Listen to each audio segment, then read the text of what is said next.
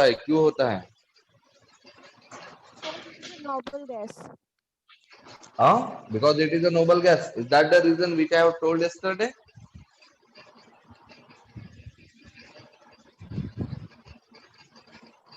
कौन सा explanation दिया था मैंने? What kind of explanation I have given for the largest atomic radius of the noble gases of group 18 elements?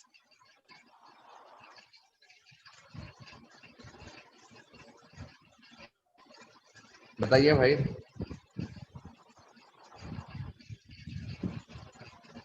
कौन सा एक्सप्लेनेशन दिया था? द एक्सप्लेनेशन वाज दैट कि ग्रुप 18 एलिमेंट्स के लिए हम एटॉमिक रेडियस की जगह कौन सा रेडियस कंसीडर करते हैं? van der Waal radius. Van der Waal radius. The radius of the noble gases of the group 18 is considered in term of van der Waal radius. Got it? समझ में आ रहा है? यहाँ पर हमारा एक्सप्लेनेशन क्या रहेगा कि जो साइज रहेगा, साइज या फिर रेडियस जो रहेगा किसका? The size of radius of group 18 elements, ठीक है, इसको हम कौन से फॉर्म में एक्सप्लेन करते हैं? Is express in term of wander Waals radius. इसको हम कौन से टर्म में एक्सप्लेन करते हैं? वैंडर वॉल रेडियस के टर्म में एक्सप्लेन करते हैं, बराबर है? तो बताओ अब वैंडर वॉल रेडियस क्या होता है, ये आपको एक्सप्लेन करना पड़ेगा। To tell me what is van der Waals radius? कल बताया था मैंने। Van der Waal radius is the half of distance between center of two nearest atoms. System of two different Of two molecules. molecules, Different molecules. Right. तो ये van der Waals radius, तो that's why van der Waals radius जो रहता है वो maximum रहता है, सबसे बड़ा रहता है। Okay, and this is what reason कि across the period group 18 elements और the noble gases have the maximum radius. Clear है? डन? यस और नो? Yes. हाँ। Then next question, which element in the periodic table is having the smallest atomic radius? सबसे छोटा atomic radius किसमें होता है periodic table में? Hydrogen. Group 17. Hydrogen. मैंने आप लोगों को अक्रॉस द पीरियड नहीं बोला, मैंने पूरा का पूरा पीरियोडिक टेबल बोला है। तो पूरे पीरियोडिक टेबल में सबसे छोटा एटॉमिक रेडियस किसका है?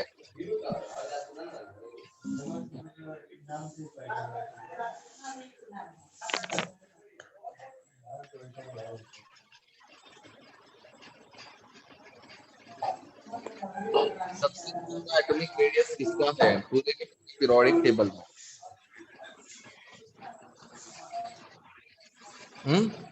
That should be of hydrogen.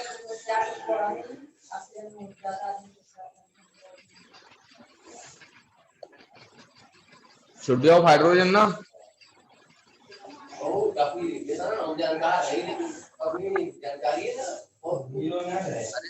क्या होगा या नहीं होगा सबसे छोटा एटॉमिक रेडियस? नहीं होगा, किसका होगा फिर?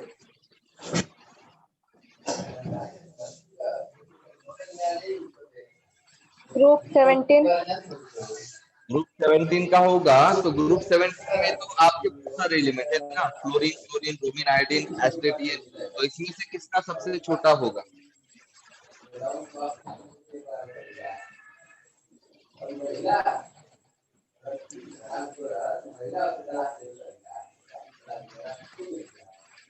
आप लोगों को क्वेश्चन समझ में नहीं आया? छोटा होगा, राइट? समझ में आ रहा है ना? फ्लोरीन का सबसे छोटा होता है। तो अगर मैं अक्रॉस द पीरियड जाऊं, ठीक है, तो आप लोगों को पता है ग्रुप 17 एलिमेंट्स का एटॉमिक रेडियस सबसे छोटा होता है अगर मैं अक्रॉस द पीरियड जाता हूं। और सबसे बड़ा एटॉमिक रेडियस कौन से एलिमेंट का होता है? Which element is having the largest atomic radius across the period? कौन सा group? 18. Group 18। Okay, exactly. Largest area largest किसका होता है? ग्रुप 18 का सबसे लार्जेस्ट होता है अक्रॉस द पीरियड। क्लियर है? Is it clear? हाँ सर। अब next question, among this element, ठीक है, विच one is having the largest atomic radius, हाँ ध्यान में रखना मैं सवाल क्या पूछ रहा हूँ, लार्जेस्ट एटॉमिक रेडियस किसका है, सवाल के ऊपर फोकस करना। लार्जेस्ट एटॉमिक रेडियस सबसे बड़ा किसका होता है?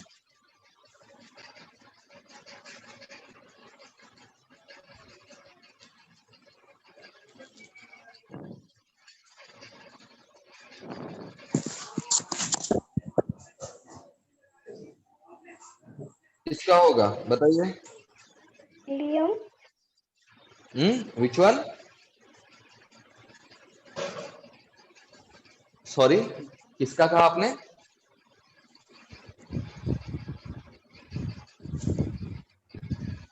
पूरे पीरियोडिक टेबल में सबसे बड़ा Helium. रेडियस, हीलियम कहा आपने?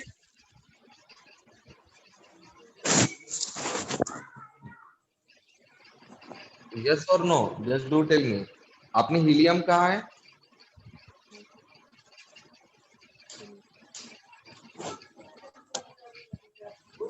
अरे बेटा अगर आप रिप्लाई नहीं करोगे तो मैं आगे नहीं बढ़ पाऊंगा ना, we will stuck into same thing. Okay, तो चलो मूव ऑन, बताइए मुझे क्या बोल रहे हो? कोई तो आप डोंट बॉदर अबाउट करेक्ट और रॉन्ग, ओके डन, वो मुझ पर छोड़ दो, हाँ ठीक है। Mistakes, doing a mistakes always advisable, okay. तो बताइए क्या है यहाँ पर, tell me.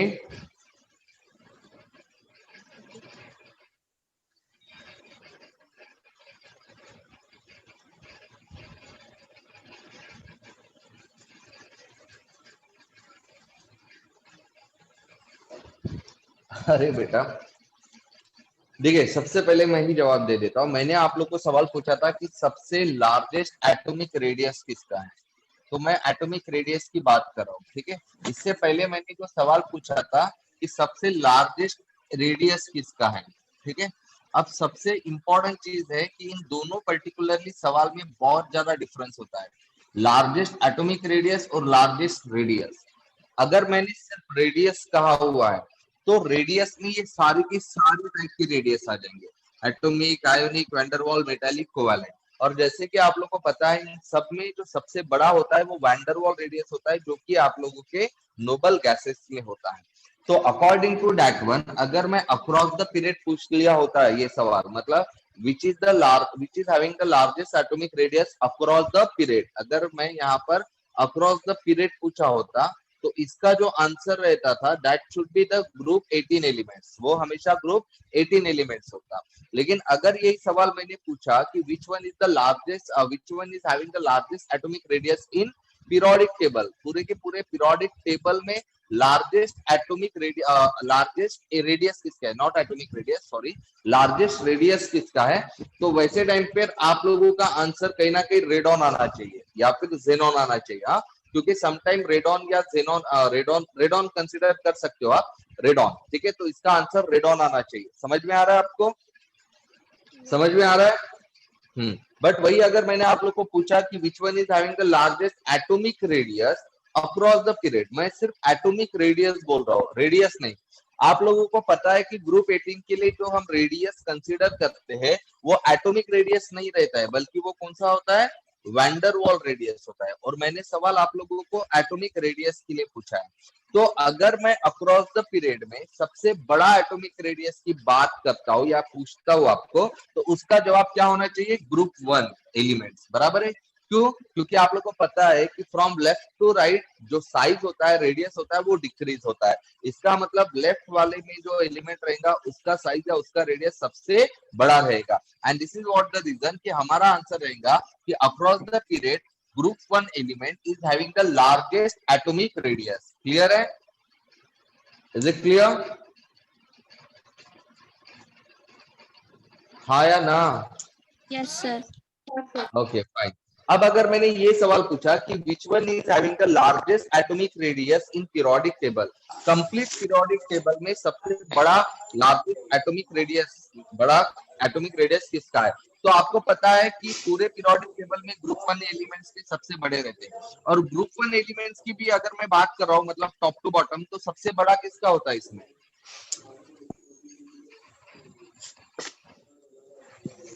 Top to bottom क्या होता है? रेडियस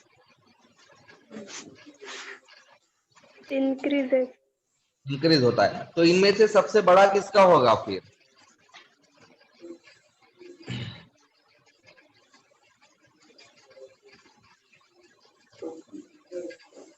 कमाल है। अरे बड़ा किसका? किसका? फ्रांसियम।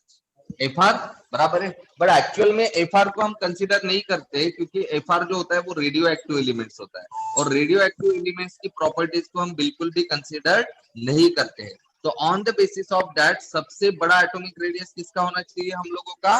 सीएस, मतलब सेफियम का। क्लियर है? क्लियर? Yes sir. हाँ, तो ये होता है। तो देखिए कल हम लोगों ने देखे थे कि भाई हमारा एटॉमिक रेडियस का मतलब क्या होता है। मैंने डायग्रामेटिक रिप्रेजेंटेशन आप लोगों को भी दिए थे। तो जैसा एटॉमिक रेडियस हम लोग कैसे निकालते हैं कि centre of the nucleus to outermost orbit. फिर एटॉमिक रेडियस के बाद में हम लोगों ने नेक्स्ट पढ़ा था वैंडरवॉल रेडियस। तो वैंडरवॉल रेडियस का हम लोगों ने स्ट्रक्चर क्या निकाला था कि भाई दो मॉलिक्यूल्स रहेंगे, राइट, और ये दो मॉलिक्यूल्स के दो स्टेटस रहेंगे, इसके बीच के हाफ ऑफ द डिस्टेंस रहता है। फिर हम लोगों ने कौन सा गया था? मेटालिक रेडियस, बराबर है। तो मैंने मेटालिक रेडियस के बारे में क्या कहा था कि मेटालिक रेडियस में जो मेटल के एटम होते हैं वो एक दूसरे से जस्ट टच होते हैं इस तरह से, बराबर है। तो इसके सेंटर ऑफ द न्यूक्लियस और इसके सेंटर ऑफ द न्यूक्लियस का डिस्टेंस, बराबर है। क्लियर है? Yes sir.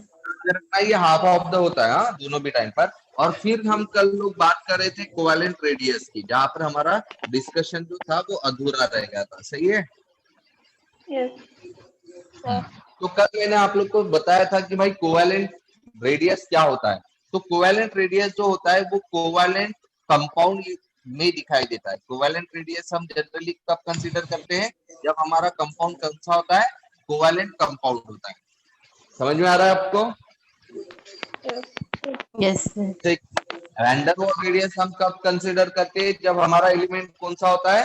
ग्रुप 18 का होता है, तब हम वैंडरवॉल रेडियस कंसीडर करते हैं। मेटालिक रेडियस हम कब कंसीडर करते हैं? जब हमारे पास हम बात मेटल की करते हैं, तब हमारे पास मेटालिक रेडियस की बात करेंगे। और अगर वही मेरे पास कोवेलेंट कंपाउंड रहेगा तो फिर उसके लिए मैं कौन से रेडियस की बात करूंगा? Covalent radius. तो covalent radius is considered for the covalent compound. अब कोवेलेंट कंपाउंड जो होते हैं वो कौन से कंपाउंड होते हैं? कोवेलेंट कंपाउंड वो कंपाउंड होते हैं जिसके अंदर कोवेलेंट बॉन्ड्स होते हैं। क्या होते हैं इसके अंदर? Covalent bond. अब सवाल ये आता है कि भाई कोवेलेंट बॉन्ड्स का मतलब क्या होता है? तो कोवेलेंट बॉन्ड्स का मतलब ऐसा बॉन्ड होता है जो तैयार होता है due to the sharing of electrons. Okay, ऐसे बॉन्ड कैसे तैयार होते हैं? Due to the sharing of electrons. तो शेयरिंग ऑफ इलेक्ट्रॉन्स की वजह से जो बॉन्ड तैयार होते हैं उसको हम कौन से बॉन्ड कहते हैं? Covalent bond. तो वैसे कोवेलेंट बॉन्ड जैसे ऐसे एक और बॉन्ड होते हैं जिसको हम आयोनिक बॉन्ड्स कहते हैं। पता है आप लोग को?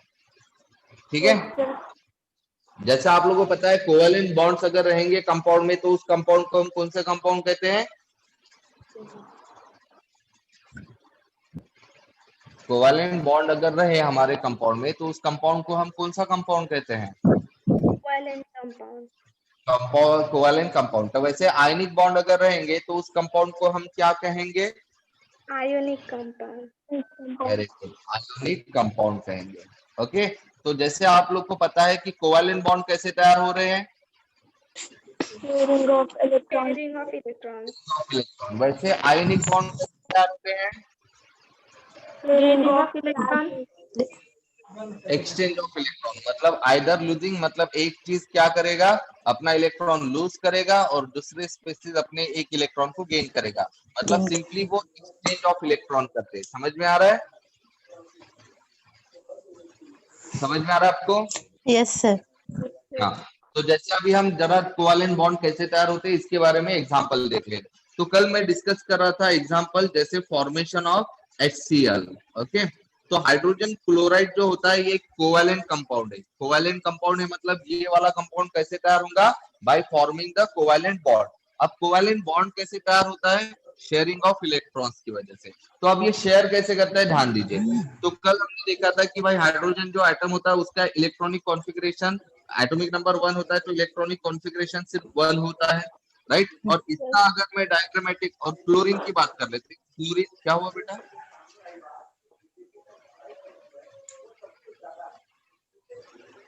कोई दिक्कत? किसी ने आवाज दिया मुझे? No sir. No sir. तो क्लोरीन की बात करते हैं। दूसरा जो एटम है यहाँ पर क्लोरीन का एटम है। क्लोरीन का एटम का एटॉमिक नंबर होता है 17 और इसका इलेक्ट्रॉनिक कॉन्फ़िगरेशन अगर हम लिखते हैं तो वो हो जाएगा 287। ओके, तो अब हम कर लेते हैं इसका स्ट्रक्चर एटम का। तो जैसे हाइड्रोजन का एटम एक न्यूक्लियस है बीच में और एक इलेक्ट्रॉन है पहले ऑर्बिट। क्लोरीन का अगर मुझे स्ट्रक्चर बनाना है तो न्यूक्लियस के सराउंडिंग में कितने ऑर्बिट निकालने पड़ेंगे? 3 ऑर्बिट। क्लियर है? क्लियर है? Yes sir. Yes sir. Right. यहाँ पर ध्यान दीजिए, आप लोगों को पता है पहले ऑर्बिट में 2 इलेक्ट्रॉन्स है, दूसरे ऑर्बिट में 8 इलेक्ट्रॉन्स है, राइट। और तीसरे ऑर्बिट में कितने इलेक्ट्रॉन है? यहाँ पर 7। 7 इलेक्ट्रॉन्स है। नाउ यू नो दैट कि हर कोई एटम जो होता है it is always try to stabilise itself. बराबर है।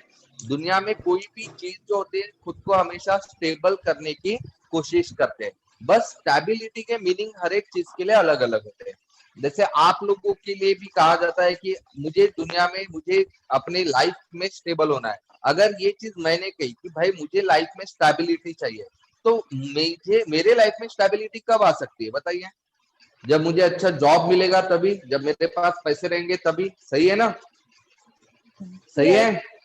Yes right. सर। तो हमारे लाइफ में मतलब हमारे लिए स्टेबिलिटी का मतलब होता है पैसा। अगर हमारे पास पैसा रहेगा तो हम लोग स्टेबल हो जाएंगे।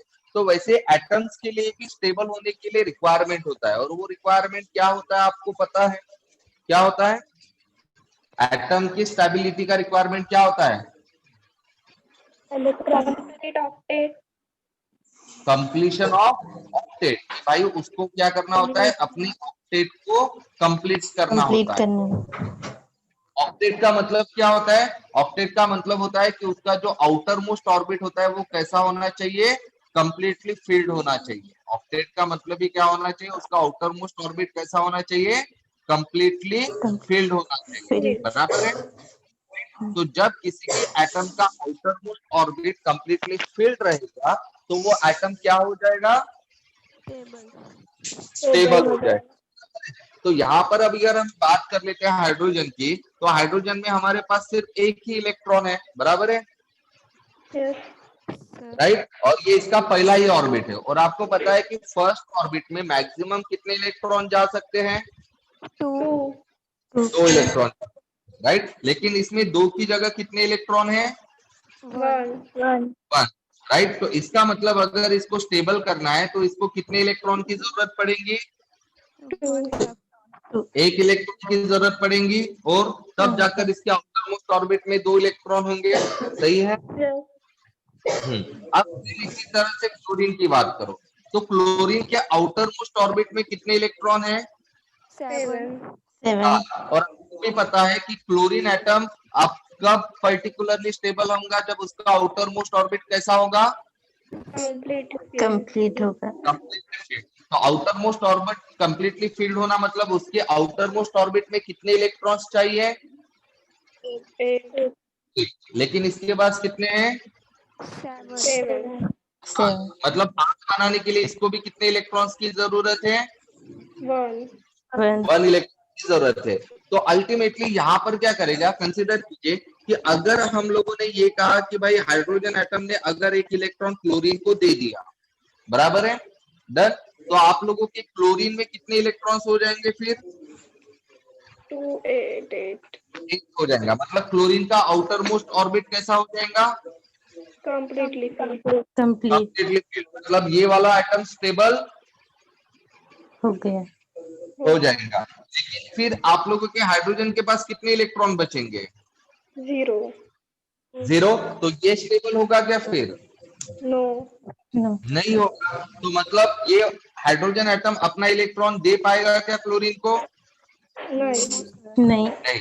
अब हम रिवर्स कंडीशन कंसीडर करते हैं कि भाई क्लोरीन ने हाइड्रोजन को अपना इलेक्ट्रॉन दे दिया, तो क्लोरीन अगर हाइड्रोजन को अपना एक इलेक्ट्रॉन दे दिया तो हाइड्रोजन के पास अभी कितने इलेक्ट्रॉन हो जाएंगे?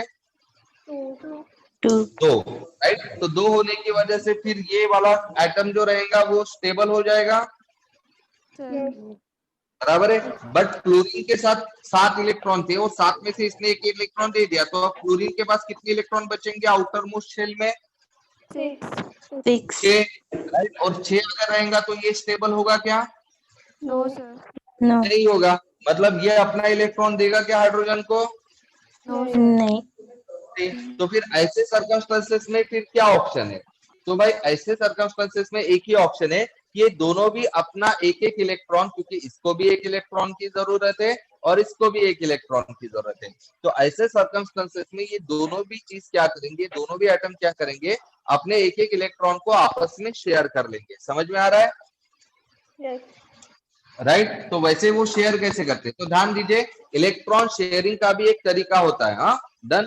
शेयरिंग कैसे किया जाता है? तो भाई जैसे हम लोग शेयर करते हैं, खाने की कोई चीज शेयर करते हैं, तो एक टिफिन सब जगह एक टिफिन लेकर आ जाते हैं एक जगह पर सारे लोग, और फिर जहां जिसका मन रहेगा वहां उस पर्टिकुलर टिफिन में वो हाथ मार देता है। तो ये हमारा शेयरिंग का प्रोसेस होता है। हालांकि अगर, लेकिन वही अगर हमारे घर में शेयरिंग होता है हमारे भाइयों के बहनों के बीच में, तो वो शेयरिंग कैसा प्रॉपर होता है ना, हमारी मम्मी आती है बराबर प्रॉपरली पीसेस करती है और हर एक के प्लेट्स में बराबर इक्वल अमाउंट दे देती है, तो शेयरिंग वो होता है। हाँ, तो शेयरिंग के तरीके होते हैं। तो वैसे एटम जब अपने इलेक्ट्रॉन को शेयर करेंगे तो इसके तरीके क्या होते हैं? तो देखिए, इसका तरीका ये होता है कि इलेक्ट्रॉन्स हमेशा कहाँ प्रेजेंट होते हैं आप लोगों के? ऑर्बिट में, शेल में, राइट। तो जब एटम को अपना इलेक्ट्रॉन शेयर करना होगा तो वो क्या करेंगे, अपने ऑर्बिट को ओवरलैप करते हैं। क्या करते हैं? ऑर्बिट को Overlap. Overlap. ओके, ओवरलैप मतलब एक दूसरे के ऊपर लेकर आ जाते हैं। समझ में आ रहा है? क्या करेंगे, वो एक दूसरे के ऊपर ले आ जाते हैं, मतलब ओवरलैप करते हैं। समझ में आ रहा है? Yes. राइट। Yes, sir. करने की वजह से फिर ये हाइड्रोजन एटम अपना एक इलेक्ट्रॉन शेयर करेगा और क्लोरीन एटम भी अपना एक इलेक्ट्रॉन शेयर करेगा, बराबर है। और जैसे कि आप लोगों को पता है कि क्लोरीन के पास टोटल 7 इलेक्ट्रॉन है,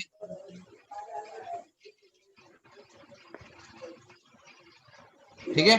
तो फिर क्या हो जाएगा, अभी अभी हम देखेंगे। तो देखिए अभी क्लोरीन में कितने इलेक्ट्रॉन है? ये 1 2 3 4 5 6 7 8। ये वाला जो एक इलेक्ट्रॉन है क्लोरीन में आया हुआ, ये एक्चुअल में एक इलेक्ट्रॉन हाइड्रोजन का होता है। किसका होता है ये एक इलेक्ट्रॉन? हाइड्रोजन का। Hydrogen. समझ में आ रहा है? तो Yes. लेकिन हाइड्रोजन का इलेक्ट्रॉन शेयर्ड है, तो इसका मतलब क्या हो जाएगा कि जो टोटल इलेक्ट्रॉन हो जाएंगे क्लोरीन में 7 क्लोरीन के खुद के और एक हाइड्रोजन का, तो टोटल कितने इलेक्ट्रॉन हो गए फिर क्लोरीन के पास? 8. 8. और हाइड्रोजन के बारे में देखिए, हाइड्रोजन के पास भी 2 इलेक्ट्रॉन हो जाएगा, हाइड्रोजन के खुद का एक और एक किसका? क्लोरीन का। तो Chlorine. इसके पास कितने इलेक्ट्रॉन हो गए टोटल? 2. 2। तो ऐसे केस में आप देख पा रहे हो दोनों भी एटम क्या हो गए? Equal. स्टेबल हो गए, Stable.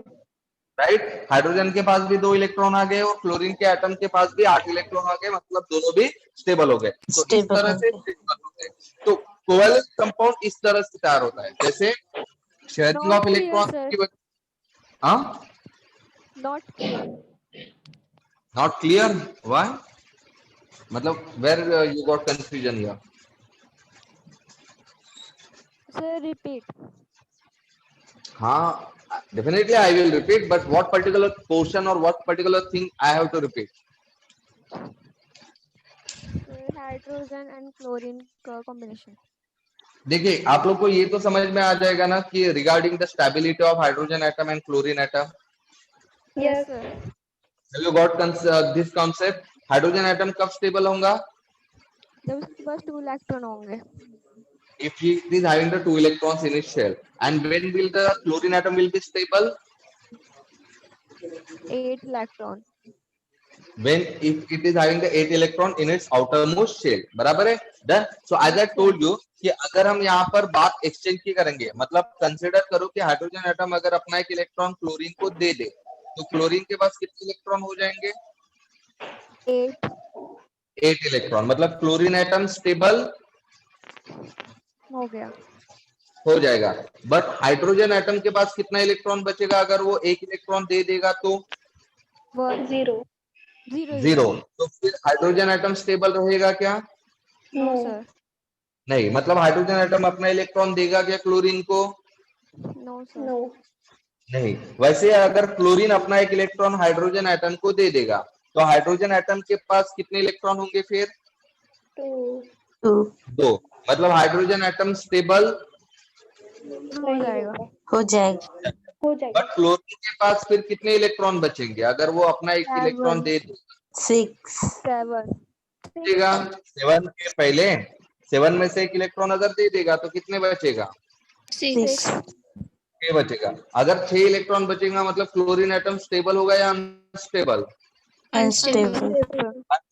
तो फिर क्लोरीन एटम देगा क्या इलेक्ट्रॉन हाइड्रोजन एटम को? No. नो नहीं, ये तो कॉमन सी चीज है ना भाई, खुद गरीब होकर हम लोगों को अमीर थोड़ी ना बनाएंगे क्या? No.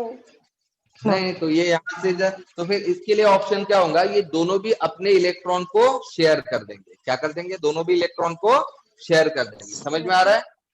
राइट। तो जैसे मैंने कहा था कि इलेक्ट्रॉन्स हमेशा कहाँ प्रेजेंट होते हैं आप लोगों के? ऑर्बिट में, बराबर है?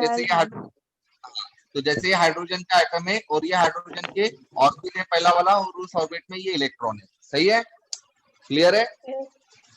यस हाँ। तो वैसे अगर मैं यहाँ पर क्लोरीन का एटम निकाल लेता हूँ, तो ये क्लोरीन का एटम है और मैं सिर्फ आउटर मोस्ट ऑर्बिट निकाल रहा हूँ।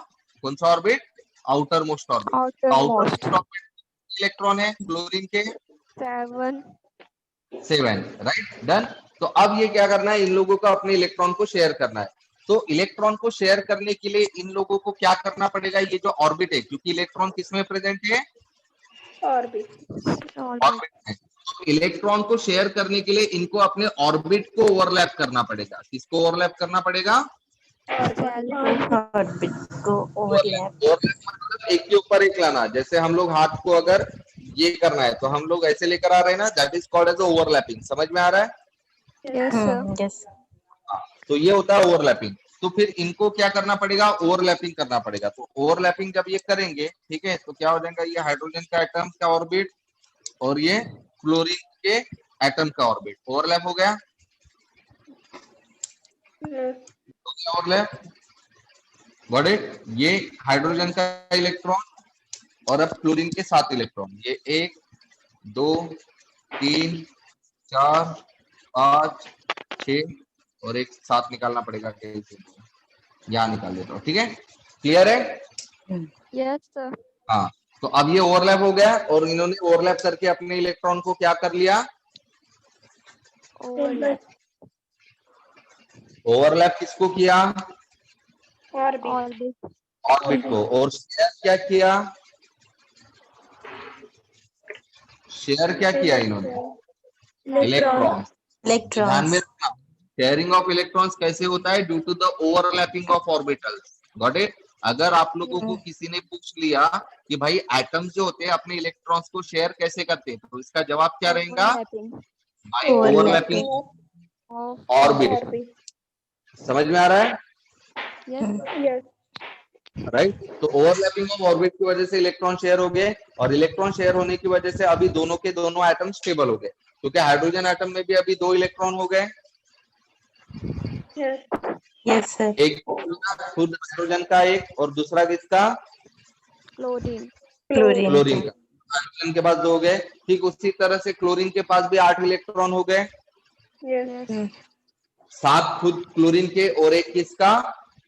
हाइड्रोजन हाइड्रोजन का मतलब अभी दोनों भी एटम क्या हो गए? स्टेबल हो गए बाय फॉर्मिंग द बॉन्ड। और ये बॉन्ड कैसे फॉर्म हो गया? अब इसको जो बॉन्ड तैयार हुआ है, एक बॉन्ड तैयार हो गया ना, ये बॉन्ड कैसे तैयार हो रहा है? Due to the sharing of electrons. Electrons इसको हम Covalent bond.